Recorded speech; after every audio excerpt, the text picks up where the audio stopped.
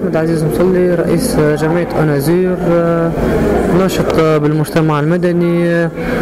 اليوم عملنا معنا حبينا نعملوا يوم مفتوح لمرضى السكري وضغط الدم، باش العباد تجي تتقصى على مرضى السكري، تعرف شنو المخاطر متاعو وشنو أهمية المخاطر متاعو.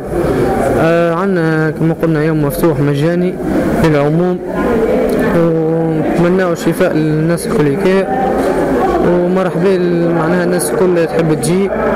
ووظائف تنظم في المسرح البلدي بقصر هلال بالشراكة مع الدائرة الصحية بقصر هلال، بالشراكة مع بلدية قصر هلال.